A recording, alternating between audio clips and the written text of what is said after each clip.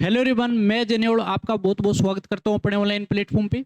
जो बच्चे +2 अपियरिंग साथ में जेई की प्रिपरेशन कर रहे हैं, उन बच्चों के लिए जो हमारे प्लेटफॉर्म पे चल रही है, वो आपके लिए स्पेशल सीरीज शुरू कर रखी है। तो आप सभी बच्चों को इस सीरीज को कंप्लीट करना है, बहुत अच्छे तरीके से आपको करना है पूरे चैप्टर। तो हमारे पास जो चैप्टर चल रहा है अभी +2 का मैट्रिसेस चैप्टर चल रहा है। इस चैप्टर के अंदर हमने मल्टीप्लिकेशन, उसके साथ साथ हमने बेसिक डिटर्मिनेट की भी हमने कॉन्सेप्ट कर लिए थे। अब जो लेक्चर हमने कंप्लीट किए हैं उसको आपको बहुत अच्छे तरीके से करने हैं। अगले जो भी चीजें चलेगी एक साथ धीरे धीरे जुड़ती जा रही है, आपको पता लग रहा होगा। और आपको प्रीवियस ईयर क्वेश्चन भी साथ के साथ मैं कराता चलूंगा और ये भी बताता चलूंगा कि किस तरीके से जेई के अंदर क्वेश्चन आते हैं। आपको बहुत अच्छे तरीके से सारी चीजें करनी है। अब अगर बात करते हैं यार कि हमारे पास जो पिछले लेक्चर में मैंने आपको करवाया था, सम इंपोर्टेंट मैट्रिसेस करवाया था, जिसके अंदर मैंने 2 टाइप करवा दिए थे। अब उसके बाद हम चलेंगे तीसरे टाइप पे।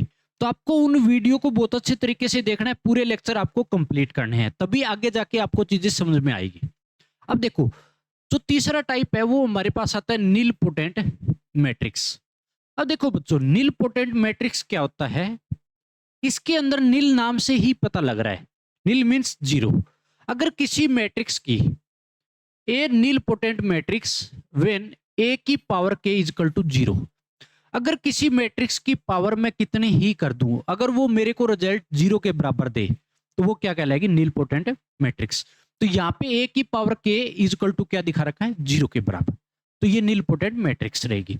ये क्या रहेगा? के जो है, के कोई इंडेक्स रहेगा, कहने का मतलब it is power where list value of के इज इंडेक्स। जो लिस्ट वैल्यू रहेगी वो के की क्या रहेगी? इंडेक्स मींस पावर रहेगी। अब इसके अंदर हमारे पास जैसे इस केस में दूसरी चीज ये आती है कि जैसे मेरे को ये मैट्रिक्स दे दी, अब इस मैट्रिक्स में बोथ साइड मैंने डिटर्मिनेट अप्लाई कर दिया, तो 0 का डिटर्मिनेट आपको पता है 0 रहता है।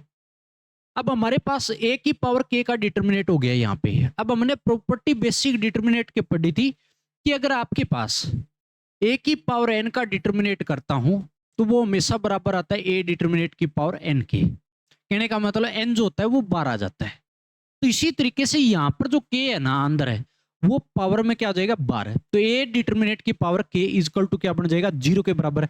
तो यहां से डिटर्मिनेट हमेशा एक वैल्यू होती है, मैं के को इधर भेज देता हूं, तो A determinant is equal to यहाँ पे कितना आ गया मेरे पास? है 0 आ गया। तो एक बात याद रखनी है कि it is always singular. Nilpotent जो मैट्रिक्स होती है वो हमेशा किस फॉर्म में होती है? सिंगुलर फॉर्म में होती है। जिसका डिटर्मिनेट क्या हो? 0, वो क्या कहलाती है? सिंगुलर मैट्रिक्स कहलाती है। तो नील पोटेंट में बिल्कुल बेसिक सी चीज है, कोई ज्यादा बड़ी बात है नहीं है। अब नेक्स्ट जो टाइप आता है वो मेरे पास आता है पीरियोडिक मैट्रिक्स। अब पीरियोडिक मैट्रिक्स में आपको ये तो पता ही लग रहा होगा कि जो पीरियड नाम से ही पता लग रहा है, पीरियोडिक में पीरियड नाम है। अब पीरियड क्या होता है कि कुछ टाइम के बाद वैल्यू क्या होती है? रिपीट होनी शुरू हो जाती है। जैसे हमने साइन थीटा का ग्राफ देखा है, तो साइन थीटा की वैल्यू जो है कुछ समय बाद ये ग्राफ दोबारा रिपीट होना शुरू हो जाता है। जैसे यहाँ पे जितनी वैल्यू देगा वो इतनी इस साइड पे वैल्यू देता है, और कितने टाइम के बाद? 2 पाई के बाद ये वैल्यू दोबारा रिपीट होती है। तो ये क्या कहलाता है? इसका पीरियड कहलाता है। इसी तरीके से इसके अंदर भी वैल्यू क्या होती है? बार बार रिपीट होनी शुरू हो जाती है कुछ टाइम के बाद। या इसके अंदर क्या रहेगा? पावर के बाद रिपीट होती है। इसका पीरियड कैसे देखा जाता है उस पर बात करते हैं। Periodic matrix is like to be idempotent matrix. Periodic matrix जो है वो आइडम्पोटेंट मैट्रिक्स की तरह बिहेव करती है। कैसे? कि हमारे पास अगर आपने किया ए की पावर है, यहां पे ए की पावर 2 किया, ए की पावर 2 करने पे हमारे पास किसके बराबर है? ए के बराबर। ए की पावर 2 किया और किसके बराबर है? ए के बराबर। तो ये हमारे पास क्या रहेगी भी? इस केस में पीरियोडिक मैट्रिक्स कहलाएगी। और इस ये जो केस है हमने किस में पढ़ा था? आइडम्पोटेंट में भी पढ़ा था कि अगर मैं पावर 2 करता हूं और वो खुद के बराबर आ जाए दोबारा, तो वो क्या कहलाएगी? हमेशा पीरियोडिक, सॉरी आइडम्पोटेंट मैट्रिक्स कहलाती थी। अब पीरियोडिक में क्या होता है कि इस केस में इसका मतलब ये हो गया कि ए स्क्वायर ए के बराबर आया, ए क्यूब करूं अगर ए के बराबर आ जाए, ए की पावर 5 करूं ए के बराबर आ जाए, तो क्या होगी? पीरियोडिक। लेकिन इसके अंदर तीनों एग्जाम्पल में अलग अलग पीरियड होता है इसका। कैसे? कि इसके अंदर जो पीरियड रहेगा ना वो 2 से जस्ट एक कम लिया जाता है पीरियड। तो कितने का पीरियड? 1 का। इसका मतलब 1 के डिफरेंस के पावर पे इनकी वैल्यू रिपीट होगी। कैसे कि a की पावर 2 है, इधर a की पावर 1 है। ठीक है, कितने का डिफरेंस है दोनों में? 1 का। तो अगर 1 और ऐड करता हूं, कहने का मतलब a की पावर 3 के बराबर इनका रिजल्ट रहेगा। फिर a की पावर 4, a की पावर 5, ये सारे के सारे क्या होंगे? आपस में बराबर होंगे। एक एक के डिफरेंस पे वैल्यू हमेशा बराबर देगी।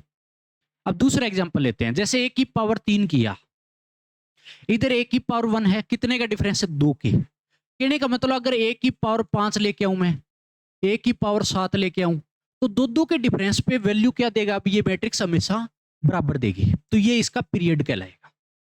जैसे मैंने a की पावर 5 इजकल टू a के बराबर है, अगर मैं इसके बीच में डिफरेंस देखूं दोनों के बीच में, तो 4 का है। अगर a की पावर में 9 लेके आऊं, कहने का मतलब इस 5 में मैंने 4 ऐड कर दिया, फिर 4 ऐड करूंगा a की पावर 13, तो इन सब की वैल्यू क्या रहेगी? हमेशा बराबर। ठीक है, लेकिन इनका पीरियड आपस में क्या है? अलग अलग है। पता कि समझ में? तीनों का पीरियड क्या है? अलग अलग है। तो इस केस में हमारे पास पीरियड जो रहेगा वो हमेशा जो इक्वल में बैठा है उनके बीच में डिफरेंस देखा जाता है। या दूसरी चीज आप ऐसे बोल सकते हो कि a की power k equal to a, then a is periodic matrix. अगर a की पावर k किया और a के बराबर आ गया तो पीरियोडिक मैट्रिक्स कहलाएगा। And it's period is k minus 1, और इसका पीरियड क्या बनेगा? k minus 1। कहने का मतलब इस पावर से एक कम लिया जाता है, क्योंकि इधर 1 बराबर में बैठा है a की पावर 1, तो k से एक कम किया जाता है, तो मेरे पास क्या रहेगा? k minus 1। कहने का मतलब डिफरेंस ही हो गया आपस में। ठीक है, तो ये इसका पीरियड कहलाएगा। आगे जाके बताऊंगा कि अलग अलग कैसे आपको पीरियड देखना है सारा। नेक्स्ट हमारे पास पहला पॉइंट है कि every idempotent matrix is periodic matrix with period 1। हर एक आइडम्पोटेंट मैट्रिक्स पीरियोडिक मैट्रिक्स कहलाएगी, लेकिन उसका पीरियड कितना रहेगा? हमेशा 1 रहेगा। दूसरा point, for periodic matrix determinant of A is equal to 1 0 minus 1। Periodic matrix का जो डिटर्मिनेंट है ना वो किसके बराबर रहेगा? 1 0 और माइनस 1 के बराबर रहेगा। कहने का मतलब पीरियोडिक मैट्रिक्स में हमेशा डिटर्मिनेंट 3 फॉर्म में आएगा, 1 0 और माइनस 1 की फॉर्म में। कैसे आएगा ये रिजल्ट में मैं आपको करवाता हूं। या ए डिटर्मिनेंट 1 0 और माइनस 1 ऐसे भी लिख सकते हो। अब आपको देखो पीरियड कैसे देखना है, इस चीज पे चलते हैं हम। जैसे आपके पास दिया ए स्क्वायर इजकल टू ए के बराबर था, तो इसका जो पीरियड है ना वो 1 का रहेगा। कितने का रहेगा? 1 का। कहने का मतलब इसमें से एक माइनस करके लिया जाता है। ए की पावर 3 इजकल टू ए के बराबर है, तो इसमें से एक कम करके लिया जाता है, तो पीरियड कितना हो जाएगा? 2 का। ए की पावर 5 इजकल टू ए के बराबर है, तो इसमें से एक कम करके लिया जाता है, तो कितने का पीरियड है? 4 का पीरियड। लेकिन फॉर्म हमेशा ए की पावर के इजकल टू ए होना चाहिए। तो इसी तरीके से ए के इजकल टू ए दिया, तो इसका पीरियड कितना बन जाएगा? के माइनस 1 हो जाएगा ए का जो पीरियड होगा। बात आई समझ में? अब ये तो हमारे पास पीरियड हो गया। ये तो आपको पता लग गया होगा कि कुछ डिफरेंस के बाद जो भी पीरियड देगा उस पीरियड के बाद जो वैल्यू होती है वो रिपीट होनी शुरू हो जाती है। जैसे अगर 2 इसके अंदर पीरियड दिया, इसका मतलब मैं 3 में अगर 2 पावर ऐड करूंगा, ए की पावर 5 किया, तो वैल्यू क्या होगी? बराबर होगी इसी के, सेम रिजल्ट देगा। बात आ गई समझ में? किस तरीके से ये भी बता देता हूं आपको। जैसे मेरे को बोला कि ए की पावर 3 इजकल टू ए के बराबर है। अब 2 का पीरियड है, तो मैं क्या करूंगा? ए स्क्वायर की बोथ साइड मल्टीप्लाई कराता हूं। ए स्क्वायर की बोथ साइड मैंने क्या कर दी? मल्टीप्लाई करा दी। तो इधर बेस से में पावर ऐड होगी, ये तो ए की पावर कितनी होगी? 5, और इधर ए की पावर कितनी होगी? 3। और ए की पावर 3 किसके बराबर थी? ए के बराबर। तो ये वैल्यू आपस में क्या हो गई? बराबर आ गई। तो डिफरेंस कितने का? इक्वल में जो अपने पास मैट्रिक्स बैठी है कितने का? 2 2 का डिफरेंस चल रहा है। कहने का मतलब 2 उसका पीरियड होगा, उसके बाद वैल्यू रिपीट हो रही है। ठीक है, इस तरीके से करना है आपको। तो पीरियड आई होपफुली अच्छे से समझ में आ गया होगा आपको। अब अगर पीरियड के अंदर हमने डिटर्मिनेंट की जो वैल्यू निकाली 1 0 और माइनस 1, वो कैसे आती है वो देखते हैं। जैसे आपको दिया कि मेरे पास ए स्क्वायर ए के बराबर दिया, तो मैंने बोथ साइड क्या कर दिया? डिटर्मिनेंट अप्लाई कर दिया, और साथ में पावर तो 12 आई जी। अब मेरे पास ये ए डिटर्मिनेंट जो है इधर ले आया, तो A determinant square minus A determinant is equal to क्या बचेगा? 0 के बराबर। तो यहां से ए डिटर्मिनेंट जो है वो कॉमन आ गया, तो यहां बच गया A determinant minus 1 is equal to क्या हो गया? 0। अब कॉमन आने पे या तो ये पूरा जीरो होगा या फिर ये जीरो के बराबर, तभी जीरो के बराबर पॉसिबल है। तो ए डिटर्मिनेट की वैल्यू यहां से कितनी आ गई, जीरो। एक बार इस ब्रैकेट को जीरो के बराबर रखूं, A determinant -1 is equal to zero, तो यहां से ए डिटर्मिनेट की वैल्यू कितनी आ जाएगी, 1। तो जीरो और 1 तो आ गई, लेकिन -1 भी बोला है मैंने। तो अब की बार आप क्या करोगे, मैं इसको और उठा के देखता हूं, ये भी मेरे को एक रिजल्ट एक्स्ट्रा देगा, क्योंकि क्यूबिक है। क्यूबिक फॉर्म में आएगा तो रिजल्ट एक्स्ट्रा मिलता है हमेशा, क्वाड्रेटिक में 2 रूट आते हैं उसी तरीके से। जैसे मैंने अब की बार क्यूबिक के अंदर भी क्या कर दिया, जैसे आपको दिया था कि ए क्यूब इज इक्वल टू ए के बराबर है, तो इसमें क्या कर दिया कि बोथ साइड डिटर्मिनेट अप्लाई कर दिया, तो ए डिटर्मिनेट का cube is equal to A determinant हो जाएगा। बात आ गई समझ में। अब ये जो वैल्यू है मैं इधर लेके आता हूं, तो ए डिटर्मिनेट का cube minus A determinant is equal to क्या हो गया, जीरो। तो यहां से ए डिटर्मिनेट जो है वो कॉमन आ गया, तो यहां बच गया A determinant square -1 is equal to zero. तो या तो एक बार ये जीरो के बराबर जाएगा A determinant is equal to zero, या फिर ये पूरी ब्रैकेट जाएगी। तो पूरी ब्रैकेट जाएगी, कहने का मतलब A determinant square -1 is equal to zero. तो यहां से 1 अगर मैंने इधर भेज दिया, तो A determinant square is equal to 1 आ गया, तो ए डिटर्मिनेट की वैल्यू आपको क्या मिलेगी, प्लस माइनस है 1 आ जाएगी। तो ए डिटर्मिनेट की वैल्यू +-1 ये आ गई, जीरो ये आ गई। तो क्यूबिक में मेरे पास 3 आया। तो कहने का मतलब डिटर्मिनेट हमेशा इसके अंदर 3 वैल्यू देगा, 0, 1 और -1। जो पीरियोडिक मैट्रिक्स डिटर्मिनेट हमेशा 3 फॉर्म में आएगा, 0, 1 और -1 की फॉर्म। तो आपको साथ के साथ जो भी मैट्रिक्स कराई है उसके डिटर्मिनेट भी मैं कराता चल रहा हूं कि डिटर्मिनेट उसका किस फॉर्म में आ गया, क्योंकि कंपटीशन में ये चीज पूछ ली जाती है। तो आपको पता होना चाहिए यार, ज्यादा चीजें घुमानी नहीं है अपने को इसके अंदर।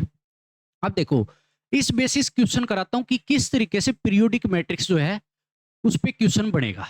अब आपके सामने जो क्वेश्चन दिया है, if A is periodic matrix of period 3, ए कोई पीरियोडिक मैट्रिक्स है जिसका पीरियड कितना है, 3।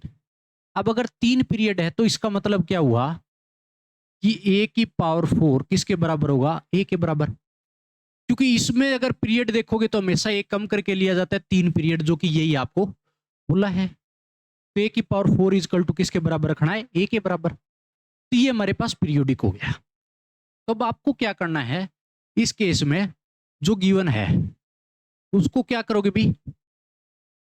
अब आपको दिया है ए की power 6 plus B is equal to I के बराबर, फाइंड ए बी। तो ए बी की वैल्यू फाइंड आउट करनी है।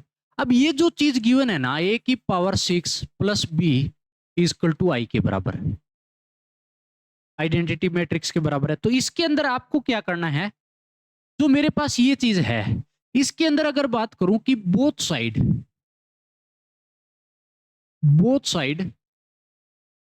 Multiply by A cube, A cube की बोथ साइड मल्टीप्लाई कराता हूं, जितने का पीरियड है उतने ही किसी मैट्रिक्स की पावर करा के मल्टीप्लाई कराएंगे। कैसे, किधर ए क्यूब की मल्टीप्लाई हुई इंटू ए की पावर 4, ए क्यूब इंटू ए। तो ये मेरे पास बेस से में पावर ऐड होगी, ए की पावर 7 और ए की पावर इधर कितना बन गया, 4। अब ए की पावर 4 किसके बराबर गिवन है मेरे, ए के बराबर। तो कहने का मतलब ए की पावर 7 किसके बराबर हो गया, ए के बराबर हो गया ना। तो अब मेरे पास यहां पे ए की पावर क्या दे रखा है, 6 दे रखा है। तो मैं क्या करूंगा, बोथ साइड मल्टीप्लाई बाई ए। ए से जो है वो बोथ साइड मैंने मल्टीप्लाई करा दिया, ए मैट्रिक्स की। ए मैट्रिक्स की मल्टीप्लाई कराई तो ए की पावर 7 इधर बन गया, प्लस ए बी बन गया, इक्वल टू में क्या बन गया, ए आई। बोथ साइड ए की मल्टीप्लाई कराई। अगर इतना हो गया, अब इतना होने के बाद आपको क्या करना है कि ए की पावर 7 किसके बराबर है, यहाँ पे किसके बराबर, ए के बराबर है। तो मैं यहाँ पे पुट कर सकता हूँ ए की पावर 7 में, A B is equal to A आई किसके बराबर होता है, ए के बराबर, जो कि हमने पढ़ा है। अब ए से तो ए कैंसिल हो गया, ए बी क्या बच गया, यहाँ से 0 के बराबर आ गया। किसके बराबर आ गया, 0 के बराबर। हमारे को ए बी तो पूछा था, तो इसके अंदर आंसर क्या रहेगा, 0। तो ये इस तरीके से आपको पीरियोडिक मैट्रिक्स के जो क्वेश्चन है वो सोल्व करने हैं। तो आपको पता होना चाहिए कि पीरियोडिक मैट्रिक्स कैसे की जाती है। अच्छे से एक एक चीजें, कॉन्सेप्ट जो है वो अप्लाई करने आने चाहिए आपको। उसके बाद अगर हम करते हैं नेक्स्ट, जो हमारे पास आता है मोस्ट इंपोर्टेंट टॉपिक रहता है, जो कि रहता है ट्रांसपोज ऑफ मैट्रिक्स। क्या रहता है, transpose of matrix. Most important इतना है कि जेई के अंदर, जेई मेन, जेई एडवांस में भरपूर मात्रा में इसके क्वेश्चन आपको देखने को मिल जाएंगे। आगे जितने टॉपिक बचे मैट्रिक्स में, सब के अंदर ये जरूर आपको नाम मिलेगा ट्रांसपोज का। तो अपने को अच्छे से पता होना चाहिए कि ट्रांसपोज क्या होता है। बिल्कुल आसान चीज है। देखो क्या होता है, transpose of A denoted by A dash और ए ट्रांसपोज से डिनोट किया जाता है। कहने का मतलब ए की पावर टी दिखा दो, चाहे ए के पावर में डैश दिखा दो, तो ये क्या रहता है, ट्रांसपोज को डिनोट करने का तरीका। अब इसके अंदर क्या होता है, ट्रांसपोज के अंदर हमेशा रो को तो कॉलम में चेंज करते हैं, रो को किस में, कॉलम में, और कॉलम किस में चेंज हो जाते हैं, रो के अंदर चेंज हो जाते हैं। बात आ गई समझ में। तो ये हमारे पास क्या कहलाएगा, कोई भी ट्रांसपोज कहलाएगा मैट्रिक्स का। कैसे, ये चीज देखो, एग्जांपल दिया है आपको, ए कोई मैट्रिक्स दे रखी है ये, अब ए का ट्रांसपोज निकालना है। तो अब इस केस में क्या होगा कि जो हमारे पास पहली रो है उसको पहले कॉलम में चेंज कर देते हैं, दूसरी रो है उसको दूसरे कॉलम में चेंज कर दिया, तो ये ट्रांसपोज आ गया ए का। ये 2 ऑर्डर की मैट्रिक्स थी। अब 3 ऑर्डर में भी कैसे करेंगे, ये कोई मैट्रिक्स है, ठीक है, इसका ट्रांसपोज निकालना है अपने को। तो पहली रो को पहले कॉलम में चेंज कर दिया, दूसरी रो को दूसरे कॉलम में चेंज कर दिया, तीसरी रो को तीसरे कॉलम में चेंज कर दिया, तो हमारे पास क्या आ गया, ए ट्रांसपोज आ गया। तो इस तरीके से आपको ट्रांसपोज निकालना है। कहने का मतलब रो कॉलम में चेंज हो जाती है, कॉलम में रो में चेंज हो जाते हैं। अब अगर इसके अंदर हमारे को इस तरीके से दिया कि रिप्रेजेंट करना अपने को पता लग ही गया। अब ए का डबल ट्रांसपोज हमेशा ए के बराबर आता है। कहने का मतलब ए का ट्रांसपोज किया, फिर उसका अगेन ट्रांसपोज करूंगा तो वापस उसी मैट्रिक्स के बराबर आ जाएगा जो गिवन होगी, ए मैट्रिक्स के बराबर। ठीक है भाई। अब अगर आपको दिया कि if A is equal to A I J M into N order की कोई मैट्रिक्स है, अगर इसका देन ए ट्रांसपोज करूं तो क्या होगा, ए जे आई बन जाएगा। क्या बन जाएगा, ए जे आई, आई और जे आपस में इंटरचेंज हो जाएंगे, जे आई की फॉर्म बन जाएंगे। और जो ऑर्डर होगा एम इंटू एन का, वो क्या बन जाएगा, एन इंटू एम का। ऑर्डर भी इसका क्या हो जाएगा, चेंज हो जाएगा। बात आ गई समझ में। तो इसके अंदर ये चीज भी बोल सकते हो कि in transpose row change to column, column change to row, ये चीज हम करते हैं जो कि मैंने बताई है। लेकिन आपको बहुत अच्छे से पता होना चाहिए जिस तरीके से मैंने बताया है। सिंपल भाषा में चीजें करो तो बड़ी आसान जाएगी, ठीक है ना। अब हमारे पास जो ट्रांसपोज की प्रॉपर्टीज है वो किस तरीके से देखनी है, तो हमारे पास आती है प्रॉपर्टीज ऑफ ट्रांसपोज। सबसे पहली प्रॉपर्टी जो कि हो चुकी है, ए का डबल ट्रांसपोज हमेशा ए के बराबर रहता है, ठीक है। दूसरी प्रॉपर्टी आती है, दूसरी प्रॉपर्टी ऐसे बोल सकते हो कि ए का ट्रांसपोज का डिटरमिनेट हमेशा ए डिटरमिनेट के बराबर ही रहता है। कहने का मतलब किसी मैट्रिक्स का अगर ट्रांसपोज करके डिटरमिनेट निकालता हूं तो आप सीधा डिटरमिनेट निकालोगे तो बराबर रहेगा, ठीक है। ट्रांसपोज करने की कोई जरूरत नहीं है, जो मैट्रिक्स गिवन होगी उसका सीधा डिटरमिनेट हमेशा ए ट्रांसपोज के डिटरमिनेट के बराबर रहता है, कोई चेंज नहीं आता डिटरमिनेट में। अगर मैं ए का ट्रांसपोज करके उसका ट्रेस करूं, चाहे आप ट्रेस ए सीधा निकाल दो तो भी बराबर रहेगा। किसी मैट्रिक्स का ट्रांसपोज किया फिर उसका ट्रेस निकालो, या उसी जो गिवन मैट्रिक्स है उसका ट्रेस सीधा निकाल दो, तो रिजल्ट हमेशा क्या देगा, सेम, कोई चेंज नहीं आता। के ए का होल ट्रांसपोज दे रखा है, के हमारे पास कोई कांस्टेंट होगा, ठीक है। अगर मैं के को बाहर निकालूं और ए का ट्रांसपोज अलग से कर दूं तो के हमेशा सिंपल बाहर आ जाएगा, उसमें कोई चेंज नहीं आएगा, कोई डिवाइड बनेगा, कुछ भी उसमें चेंज नहीं आएगा। के सीधा सीधा बाहर निकाल सकते हो, ए का ट्रांसपोज अलग से आप कर सकते हो, मल्टीप्लाई हो जाएगा सीधा, ठीक है। अब देखो नेक्स्ट, ए प्लस बी का ट्रांसपोज दे रखा है। कहने का मतलब दो मैट्रिक्स का सम किया, ए प्लस बी किया, फिर उसका ट्रांसपोज करवा रहा है। चाहे आप ऐसे कर दो, ए का ट्रांसपोज अलग, बी का ट्रांसपोज अलग, फिर दोनों को क्या कर दो, ऐड कर दो, सम कर दो, तो भी रिजल्ट क्या रहेगा, बराबर रहेगा। इसके केस में अगर आपको जनरलाइज अगर ऐसा बोला कि ए प्लस बी प्लस सी, 3 का सम किया फिर ट्रांसपोज करवा रहा है, 4 का बोले, 5 का सम करने के लिए बोले, फिर उसका होल ट्रांसपोज कर रहा है। चाहे आप अलग अलग ट्रांसपोज कर दो, ए का ट्रांसपोज अलग, बी का ट्रांसपोज अलग, प्लस सी का ट्रांसपोज अलग, फिर उनको क्या कर दो, सम कर दो, ऐड कर दो, तो रिजल्ट क्या रहेगा, सेम रहेगा। बात आई समझ। लेकिन नेक्स्ट जो प्रॉपर्टी है मोस्ट इंपोर्टेंट रहती है, ये बता देता हूं। छठी जो प्रॉपर्टी है इसकी क्या, कि ए बी का होल ट्रांसपोज कर रहा है।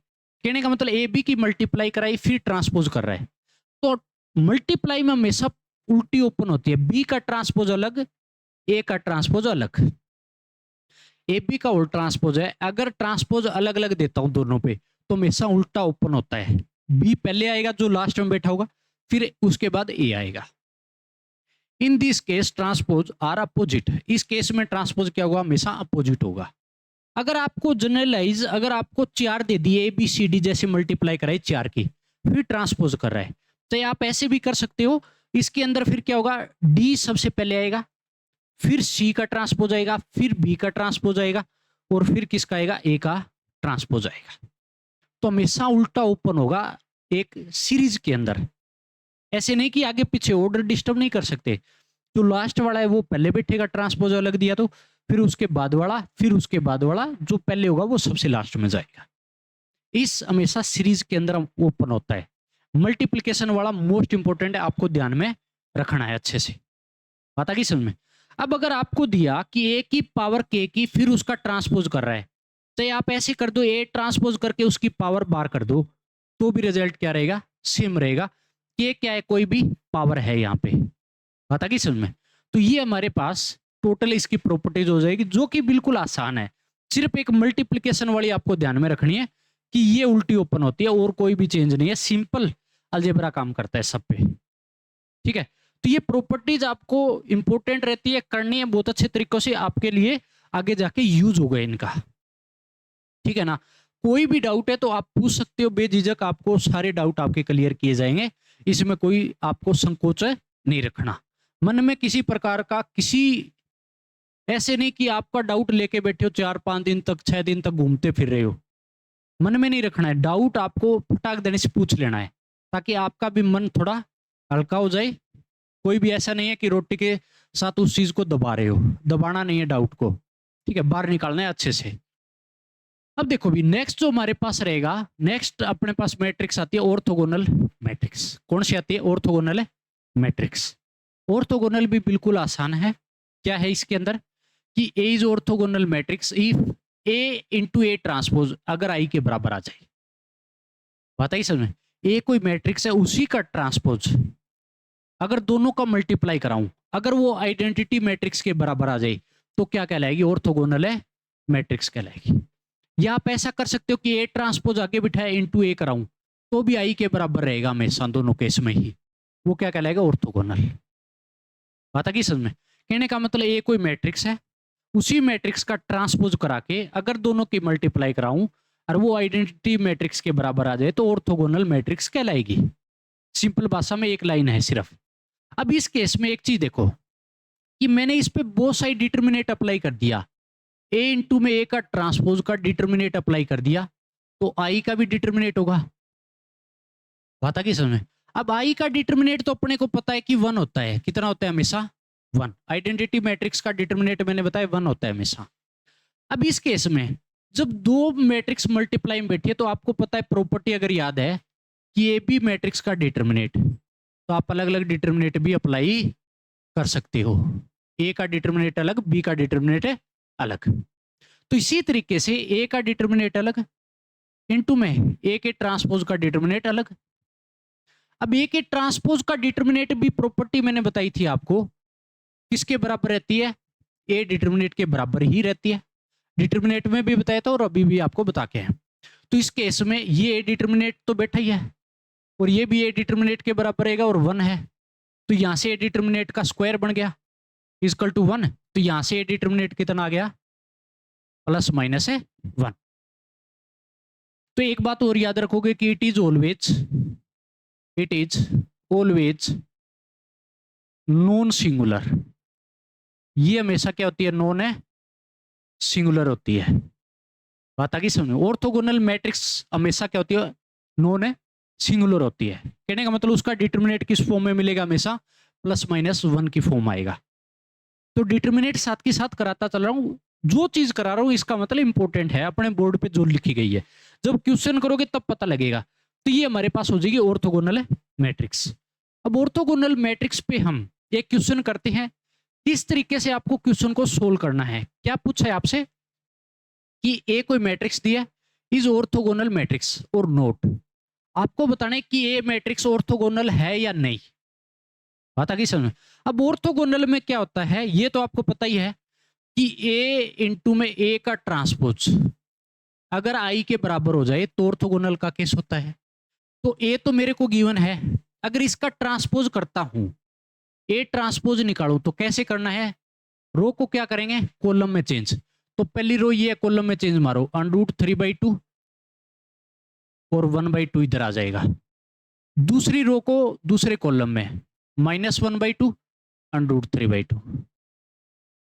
बात आ गई समझ में। ये तो हो गया ए ट्रांसपोज। अब मेरे को ए इंटू ए ट्रांसपोज आई के बराबर प्रूफ करना है। ये अगर प्रूफ करना है तो ए मेरे पास ये रहेगा, तो ए इंटू में ए ट्रांसपोज निकाल देता हूं मैं। ठीक है, तो मेरे पास ए की वैल्यू क्या है, √3/2 और मेरे पास 1/2 -1/2 और ये है √3/2 इंटू में मैं क्या करा रहा हूं, ए ट्रांसपोज। ए ट्रांसपोज मेरे पास जो निकाला है मैंने, √3/2 -1/2 1/2 √3/2 ये आ गया मेरे पास। अब क्या करना है इस केस में, देखो भी किस तरीके से आपको सोल्व करना है। मल्टीप्लाई कैसे कराते हैं, पहली रो की पहले कॉलम के साथ मल्टीप्लाई करा दो भी, तो मैं इधर लिख देता हूं मल्टीप्लाई। तो पहली रो की पहले कॉलम के साथ √3/2 √3/2 3 बाई कितना हो गया 4, प्लस का साइन लगेगा 1/2 1/2 1/4, ये हो गया मल्टीप्लाई। अब पहली रो की दूसरे कॉलम के साथ √3/2 -1/2 माइनस का √3/4 प्लस 1/2 √3/2 √3/4। तो पहली रो दो कॉलम के साथ दोनों के साथ होगी। अब दूसरी रो लेते हैं पहले कॉलम के साथ, -1/2 √3/2 माइनस √3/4 प्लस √3/2 1/2 प्लस का √3/4।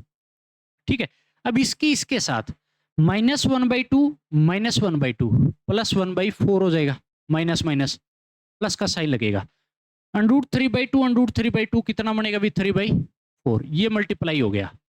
मल्टीप्लाई होने पे जो रिजल्ट मिला वो क्या मिला मेरे पास, देखो 3/4 1/4 एलसीएम लिया 4 ऊपर 4 हो गया, 4/4 कितना हो गया 1। ये आपस में कटेगा, क्या हो गया 0। ये भी आपस में कटा, ये भी क्या हो गया 0। ये मेरे पास भी कितना हो जाएगा 1 हो जाएगा, सेम आंसर देगा एलसीएम लूंगा तो ये मेरे पास क्या आ गया, आइडेंटिटी मैट्रिक्स के बराबर आ गया। कहने का मतलब ए इंटू ए ट्रांसपोज आई के बराबर आ गया। तो आप क्या बोलोगे, yes it is orthogonal matrix. तो ये यहां पे क्या है, ऑर्थोगोनल है मैट्रिक्स है। तो सिंपल सी चीज है, कुछ नहीं करना, जो मैट्रिक्स दी है उसका ट्रांसपोज करके मल्टीप्लाई करा दो, अगर आई के बराबर आ गया तो ऑर्थोगोनल का केस होगा।